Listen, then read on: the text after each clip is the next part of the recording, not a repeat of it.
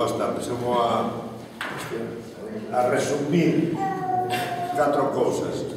Bueno, a verdade é que eu teño unha implicación como amante do tenis de mesa. O do ping está un pouco... No, pero Manolo juega al ping-pong. Yo hice ping-pong, pero yo digo ping-pong. Como amante do tenis de mesa, pois estou bastante implicado con este club, non? E eu quixera, en primeiro lugar, decir que as administracións facemos o que podemos, máis ou menos esforzo para que sea posible practicar deporte en toda a cidade, e eu quero fazer unha referencia, obviamente a Ilustración, pois eu non pude estar aquí, que amablemente cede o espacio e además colabora con nós, os campeonatos e todo o demais, e o Instituto Municipal de Deportes e o Concello, que fixe un esforzo tamén neste local social, que é unha peza fundamental para que o equipo vaya para arriba. Pero eu gostaria de fazer referencia a Intendencia. Estou vendo ali a Enrique, estou vendo a outra xente, a parte do presidente e o secretario técnico, que son fundamental, os pais, as nais, que levan os nenos a todos os sitios, senón sería absolutamente imposible. Eso desde o punto de vista de funcionamento do club.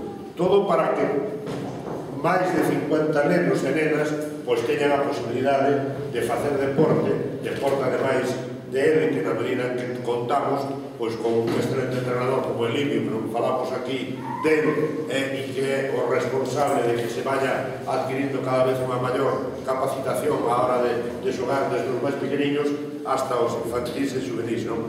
E agora esperemos a calle tamén o leite e o xugo, os novos fichaxes, porque queremos aprender absolutamente de todos, non? Por lo tanto, hai unha parte de base que é importantísima e que fai que máis de 50 nenos ou nenas teñan unha opción deportiva, e hai unha parte tamén de élite que é importante porque non se pode subir de calidade a hora de xogar ao tenis de mesa se non temos estranxeiros. Ahora xa somos un equipo internacional. Somos internacionales, porque temos un rumano, temos un serbio, bueno, temos tamén un canario, que Canarias tamén está a la...